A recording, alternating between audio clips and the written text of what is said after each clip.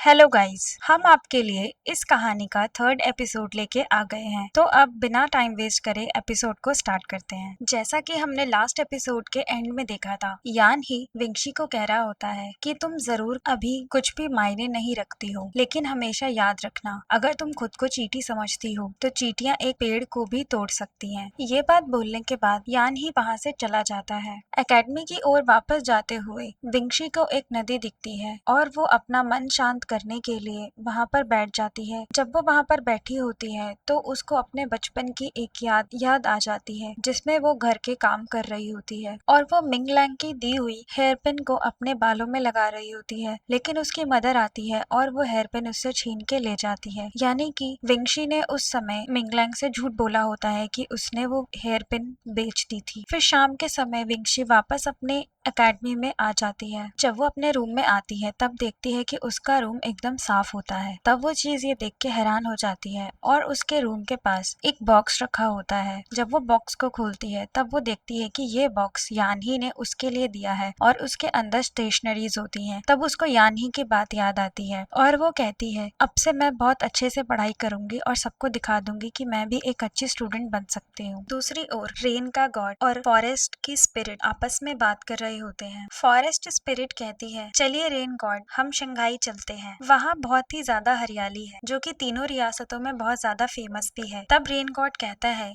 कि अभी तुम जहाँ पर खड़ी हो वो शंघाई ही है। तब फॉरेस्ट की स्पिरिट कहती है, लेकिन ये जगह तो बहुत ज्यादा बंजर है, इसके बारे में जो लोग कहते थे कि ये बहुत ज्यादा हरियाली वाली जगह है, ये बात तो झूठ निकली। लेकिन रेन गॉड कहता है, पिछले कुछ सालों में यहाँ पर आई क्राइसिस की वजह से यहाँ का जो उपजाऊपन है वो खत्म हो गया, जिसकी वजह से यहाँ का सारा हरियालीपन खत्म हो चुका है। तब रेन गॉड अपने पास से एक जादुई मिट्टी निकालता है और उसको कुछ एरिया पर छिड़क देता है, जिससे वहाँ के पौधे दोबारा से उगने लगते हैं। और वो फॉरेस्ट स्पिरिट को कहता है कि आगे से यहाँ का ध्यान तुम रखना, यहाँ की जमीन को उपजाऊ बनाना अब तुम्हारे हाथ में है। फिर फॉरेस्ट स्पिरिट कहती है, अब चिंता मत कीजिए रेन गॉड, मैं यहाँ की सॉइल का एकदम अच्छे से ख्याल रखूंगी। अगले दिन यान उस जगह पर वापस जाता है जहाँ पर पिछले दिन उस छोटे लड़के ने विंशी का पर्स चुराया होता है। जब वो वहाँ पहुँचता है तब वो देखता है कि वो छोटा लड़का अपनी माँ के शव के ऊपर लेटा हुआ होता है। ये देख के यानही को बहुत बुरा लगता है। फिर यानही उसके पास आता है और फिर वो मन ही मन कहता है, मैं गॉड हूँ, ये मैं किसी को बता नहीं सकता और मैं तुम्हारी इस इंसानों की दुनिया में भी कोई मदद नहीं कर सकता हूँ, लेकिन एग्रेड एकेडमी का टीचर होने के नाते मैं तुम्हें फाइनेंशियली सपोर्ट कर सकता हूँ। फिर वो कुछ पैसों की पोटली वहाँ पर रख देता है और फिर वहाँ से चला जाता है। दूसरी ओर स्वर्ग का गार्ड विंशी की असली आइडेंटिटी पता करने के लिए विंशी के घर जाता है और बिना किसी के नजर में आए वो घर के अंदर चला जाता है। जब वो घर में इधर उधर कुछ एविडेंस ढूंढ रहा होता है तब उसको एक बॉक्स में एक पेपर मिलता है। तब वो पेपर को निकाल के उसको कैलकुलेट करने की कोशिश करता है कि विंशी का आखिर पास्ट और फ्यूचर क्या था। तब वो उसमें देखकर पढ़ता है, ये एक इंसान है लेकिन इसका भविष्य तो बहुत ज्यादा ही स्ट्रेंज है, जो कि एक इंसान का नहीं हो सकता। दूसरी ओर विंशी की मदर विंशी के इन लॉज से मिलने जाती है। विंशी का जो फादर इन लॉ होता है वो कहता है, मुझे बहुत खुशी हुई ये जानकर कि विंशी अब एग्रेट एकेडमी में एक स्टूडेंट के रूप में पढ़ रही है। फिर वो उनको कुछ चांदी की मोहरें देते हैं। तब विंशी की मदर कहती है, मुझे इन मोहरों की बिल्कुल भी जरूरत नहीं है और विंशी को उसकी एकेडमी से स्कॉलरशिप मिल रही है, जो कि हमारे लिए बहुत है। तब विंशी का फादर इन लॉ कहता है, मेरा बेटा अब बहुत ज्यादा बीमार हो चुका है और डॉक्टर्स ने कहा है कि उसको अभी ठीक होने में काफी समय लग सकता है, तो हम शादी की तारीख को पहले कर देते हैं। फिर वो इसके बदले में विंशी की मदर को कहता है कि मेरी एक वर्कशॉप है और मैं जानता हूँ कि वो वर्कशॉप आप अच्छे से मैनेज कर सकेंगी। अगर आप ये रिश्ता बनाए रखती हैं तब ये वर्कशॉप का मालिक मैं आपको बना दूंगा। वो ये बात बोल के विंशी की मदर को लालच देने की कोशिश करता है ताकि वो ये रिश्ता तोड़ ना दे। आगे उसका फादर इन लॉ ये भी कहता है, मेरे रिलेटिव स्कूल टीचर हैं और उन्होंने मुझे बताया है कि विंशी एक टैलेंटेड स्टूडेंट है और उसका भाई भी उसकी तरह ही टैलेंटेड होगा, तो अगर विंशी यहाँ पर शादी करती है तो मैं उसके भाई का पूरा पढ़ाई का खर्चा उठाऊंगा। ये बात बोल के वो विंशी की मदर को और लालच देने की कोशिश करता है ताकि वो ये रिश्ता तोड़ ना दे। अगर विंशी यहाँ पर शादी करती है तो हम आपका साथ एंड तक देंगे, तो आप सोच समझ के कोई भी डिसीजन लीजिएगा। फिर उसकी मदर कहती है, विंशी बहुत ज्यादा खुशकिस्मत है कि उसके पास आपके परिवार जैसा रिश्ता आया। फिर वो कहती है सब चीजें क्लियर हो जानी चाहिए, इसीलिए आप ये सब चीजें मुझे लिख के दीजिए। फिर उसका फादर इन लॉ खुश हो जाता है और कहता है ये रिश्ता पक्का हुआ। रात के समय लिंग्यू यान ही के धुले हुए कपड़े उसे वापस देने के लिए जाती है और जो कपड़ा उससे फट गया होता है वो वहाँ पर कढ़ाई भी कर देती है। धीरे धीरे उसको यान ही अच्छा लगने लगता है। फिर वो अपने मास्टर यानी यान ही के रूम के बाहर खड़े होके नॉक करती है, लेकिन यान ही ने अपना बैरियर बना रखा होता है जिसकी वजह से कोई भी उसके रूम में एंटर नहीं कर सकता। तब वो 2 बार नॉक करती है, तभी विंशी वहाँ पर आ जाती है और वो कहती है लेडी लिंग्यू आप यहाँ पर इतनी रात को क्या कर रही हैं? तब लिंग्यू उसको कहती है कि मैं मास्टर को उनके कपड़े वापस देने के लिए आई थी। तब विंशी कहती है कि आप जाके आराम कीजिए, ये काम मैं आपके लिए कर दूं। तब विंशी जाती है और वो दरवाजा खोल के अंदर घुस जाती है। ये बात देख के लिंग्यू बहुत ज्यादा हैरान हो जाती है क्योंकि वो दरवाजा नहीं खोल पाती और विंशी एक बार में ही दरवाजा खोल लेती है। तब लिंग्यू जाके दोबारा से चेक करती है, लेकिन वो बैरियर अभी भी बना हुआ होता है और लिंग्यू उस बैरियर को नहीं तोड़ पाती। ये सोच के लिंग्यू थोड़ा हैरान हो जाती है कि विंशी अपने आप अंदर कैसे चली गई और ये दरवाजा तो लॉक्ड है। जब विंशी कमरे में एंटर करती है तब वो देखती है कि यान ही अपना काम कर रहा होता है। तब वो क्लॉथ्स को वहीं पर रख देती है और गर्म पानी की बाल्टी भी वहीं रख देती है। फिर यान ही को कहती है कि मास्टर मैंने आपका सामान यहाँ पर रख दिया है। फिर वो बात क्लियर करती है कि आपके कपड़े लेडी लिंग्यू ने धोए थे और उन्होंने मुझे बोला तो मैं ये अंदर रखने आ गई थी। फिर यान ही उसको पूछता है तुम ये क्यों रखने आई, वो खुद अंदर क्यों नहीं रखने आई। तब विंशी कहती है मैं मिनिस्टर की सर्वेंट हूँ तो उनकी बेटियों का काम करना मेरी ड्यूटी है। तब यान ही कहता है कि यहाँ कोई भी सर्वेंट नहीं है, यहाँ पर सभी लोग स्टूडेंट हैं और तुम भी यहाँ की एक स्टूडेंट हो। तुम्हारा काम मेरा दिया हुआ होमवर्क करना और जो मैं तुम्हें स्किल्स सिखाता हूँ उसकी प्रैक्टिस करना है। तो जाओ जाके अपना काम करो, ये तुम्हारा काम है और आगे से मेरे कपड़ों में कोई भी एम्ब्रॉयडरी या फ्लावर्स बनाने की कोई जरूरत नहीं है। फिर विंशी कहती है मास्टर ये मैंने नहीं बनाया है और मास्टर की आज्ञा लेके वहाँ से चली जाती है। फिर यान ही उसको अपने मैजिक से एम्ब्रॉयडरी को रिमूव कर देता है। जैसे ही नेक्स्ट डे यान ही अपनी क्लास के लिए आता है, लिंग्यू देखती है कि उसने वही कपड़े पहने होते हैं जो पिछले दिन लिंग्यू ने धोए होते हैं। तब लिंग्यू अपना फ्लावर चेक कर रही होती है, लेकिन उनके कपड़ों पर फ्लावर नहीं होता। तब वो थोड़ा कंफ्यूज हो जाती है और वो विंशी को देखती है। तब यान ही कहता है हम दोबारा से अपना फर्स्ट लेसन रिपीट करेंगे, तो सब लोग टेलीपोर्टेशन की प्रैक्टिस करो। उसके बाद यान ही एक वुडन बर्ड को अपने हाथ में लेके आता है और उसको एक लिविंग बर्ड बना देता है, जिसमें कि वो बर्ड के अंदर जीवन आ जाता है और वो उड़ने लगती है। सब स्टूडेंट्स ये देखकर बहुत ज्यादा शॉक्ड हो जाते हैं। तब लिंग्यू कहती है मास्टर सबसे पहले ये मैं ट्राई करना चाहती हूँ। फिर लिंग्यू आगे आती है और टेलीपोर्टेशन स्टार्ट करती है। तब वो मोटा स्टूडेंट उसकी आंखों में डेविल आईज आ जाती है, जिससे कि डेविल किंग सब चीजें देख रहा होता है। तब लिंग्यू टेलीपोर्टेशन यूज करती है और उस चिड़िया को पकड़ने लगती है और फिर उसके बाद वो चिड़िया को पकड़ लेती है, यानी कि वो इस टेस्ट में पास हो जाती है। डेविल किंग जब ये सब चीजें देख रहा होता है तब वो बहुत ज्यादा हैरान होता है कि ये लड़की इतनी जल्दी सारी चीजें कैसे सीख रही है। उसको शक होता है कि शायद यही फेनिक्स है। फिर दोबारा से लिंग्यू उस चिड़िया को उड़ा देती है। विंशी ये देखकर सोचती है लेडी लिंग्यू तो शुरू से ही इन सब चीजों में बहुत अच्छी है, काश मैं भी उनकी तरह ही ये सब चीजें जल्दी कर पाती। नेक्स्ट मिंगलैंग होता है जो ये ट्राई करता है। उसको थोड़ा सा टाइम लगता है, लेकिन वो पहली बार में उस बर्ड को नहीं पकड़ पाता। फिर वो थोड़ा और ट्राई करता है और एट द एंड वो उस बर्ड को पकड़ लेता है। जब मिनिस्टर की छोटी बेटी ये ट्राई करती है तब वो सभी स्टूडेंट्स को गिरा देती है, लेकिन वो उस चिड़िया को नहीं पकड़ पाती और एंड में वो एक पेड़ से जाकर टकरा जाती है, जिसकी वजह से वो गिर जाती है। एक एक करके सारे स्टूडेंट्स ये ट्राई करते हैं और कोई दीवार के साथ टकरा जाता है, कोई पानी में गिर जाता है, कोई एक दूसरे से टकरा जाता है। सारे स्टूडेंट्स में से कोई भी ये ट्राई नहीं कर पाता है, बाकी बचे हुए स्टूडेंट्स में से और कोई भी ये ट्राई नहीं कर पाता। तब विंशी सोचती है कि क्या मैं ट्राई करके देखूं। तब वो अपने आप से बात कर रही होती है और वो ट्राई करके देखती है, लेकिन वो सोचती है कि ये सब मेरे बस का नहीं है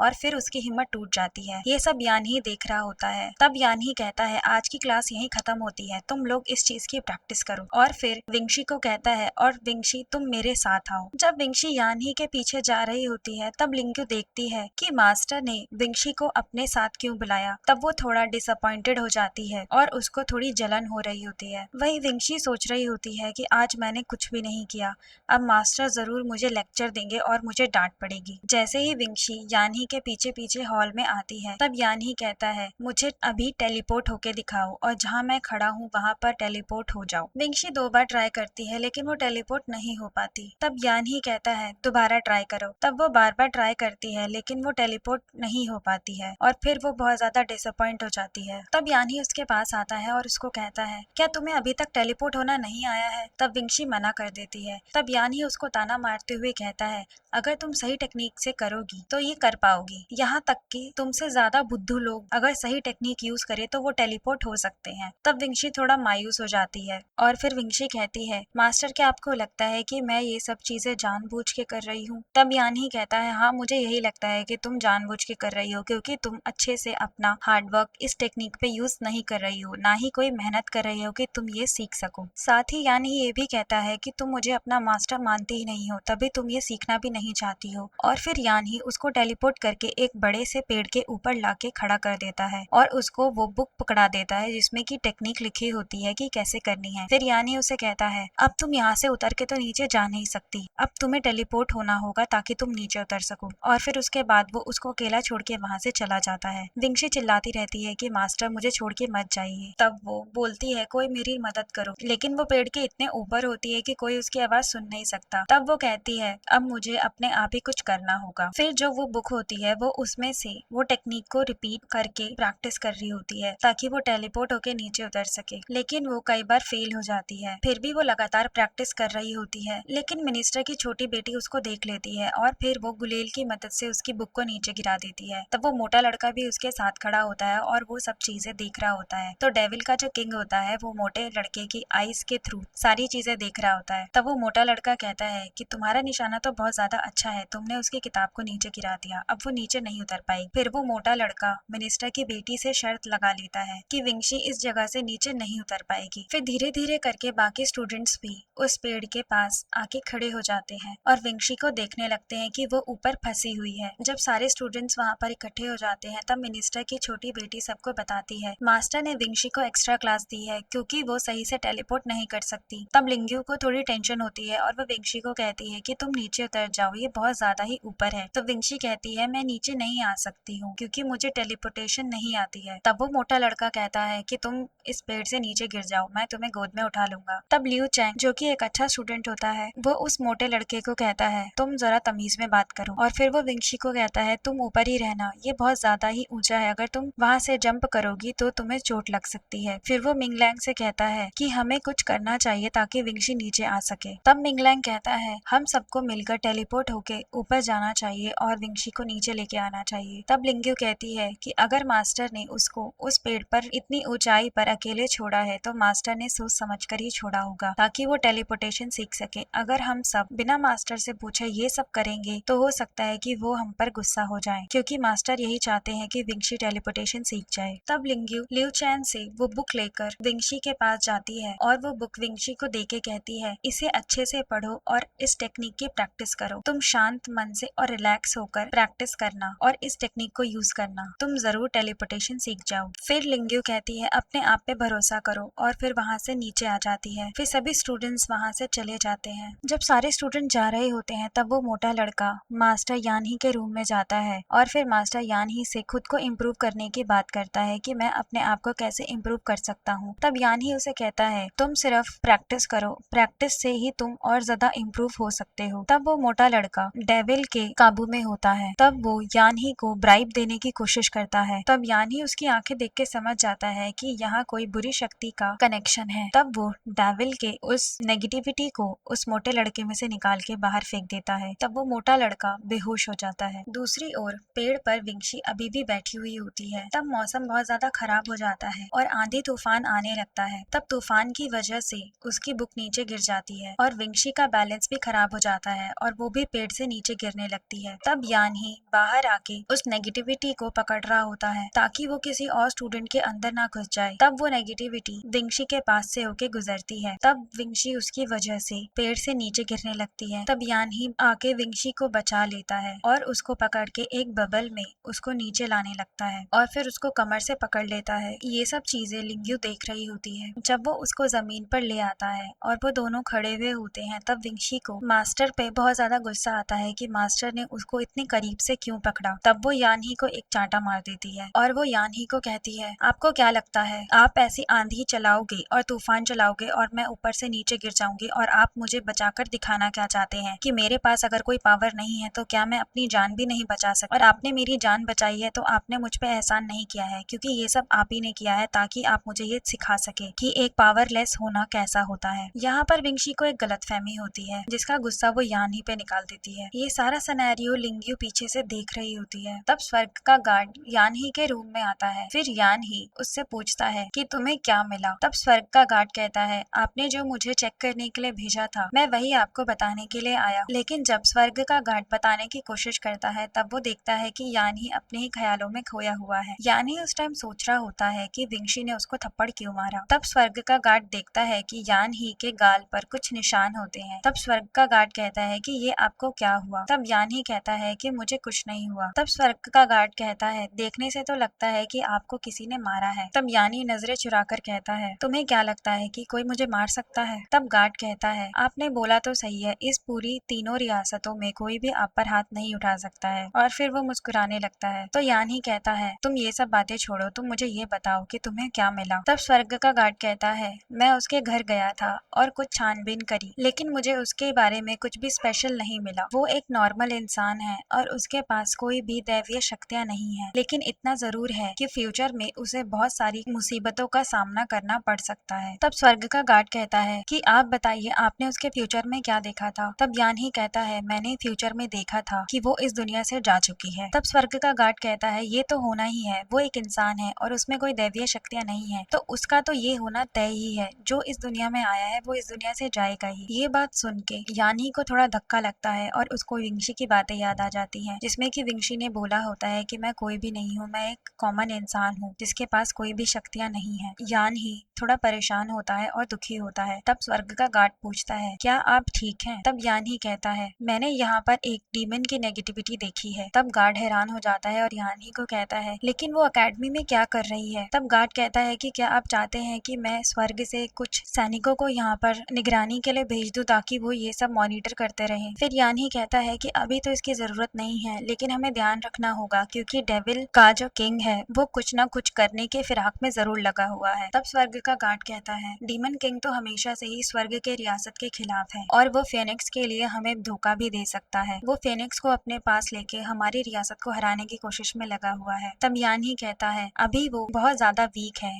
तो वो ये कोशिश बिल्कुल नहीं करेगा कि वो स्वर्ग की रियासत पर हमला कर सके। फिर यान ही कहता है कि ये सारी चीजें जाकर फादर को बता दो। दूसरी ओर हम देखते हैं एक रूम में जहाँ बहुत सारे प्लांट होते हैं, वहाँ पर एक लड़का होता है जो कि वुल्फ प्रिंस होता है और ये डीमन लोक का होता है। इसका नाम ओया होता है और उसकी एक गर्लफ्रेंड होती है जिससे उसकी शादी होने वाली होती है, उसका नाम लूसैन होता है। फिर वो उसको कुछ फूल देता है तो लूसा उसे कहती है, तुमने डीमन लो बिना मुझे बताए क्यों छोड़ा और तुम यहाँ सीक्रेटली क्यों आए हो और तुम यहाँ एग्रेड एकेडमी में क्या कर रही हो? तब ओया कहता है, मैं यहाँ पर एक मिशन पर आया हूँ। तब लूसैन कहती है, मुझे तुम पे विश्वास नहीं होता कि तुम यहाँ पर क्यों आए हो और ये मिशन की बात क्यों कर रहे हो। तब ओया कहता है, क्या तुम्हें पता है कि जो हमारा डीमन लोक है वहाँ पर हमारी जनरेशन आगे नहीं बढ़ रही है क्योंकि वहाँ पर एक कर्ज है और उस श्राप की वजह से हमारी जनरेशन्स आगे नहीं विकसित हो सकती। अगर हमें फेनिक्स मिल जाता है तो हम डीमन लोक में अपनी जनरेशन्स को आगे बढ़ा सकते हैं और उन्हें पावरफुल बना सकते हैं। तब लूसन कहती है, क्या तुम्हें नहीं पता है कि डीमन किंग और हेवन के जो किंग हैं वो लोग फेनिक्स के पीछे ऑलरेडी पड़े हुए हैं, तो तुम्हें इन सब चीजों में घुसने की जरूरत नहीं है। डीमन किंग ने अगर फेनिक्स को पा लिया तो समझो डीमन लोक अपने आप ही विकसित और पावरफुल बन जाएगा। तब ओया कहता है, मैं जानता हूँ कि डीमन किंग इस चीज के लिए लगे पड़े हैं, लेकिन अगर मैं उन्हें फेनिक्स लाके दूं और उनको फेनिक्स के बारे में सारी डिटेल्स दूं तो मैं डीमन लोक में एक अच्छा पोजीशन हासिल कर सकता हूँ। इसीलिए मैं ये सब कर रहा हूँ ताकि हमारा फ्यूचर अच्छा हो सके। फिर वो लुसैन को कहता है, तुम मेरी एक हेल्प करो, तुम डीमन लोक वापस जाओ और वहाँ पर मेरे लिए जो भी सपोर्ट होता है वो करो और मुझे वहाँ की खबरें देती रहना ताकि मैं यहाँ पर संभल कर चल सकूँ। तब वो उसकी बात मान जाती है और वो वहाँ से चली जाती है। Next day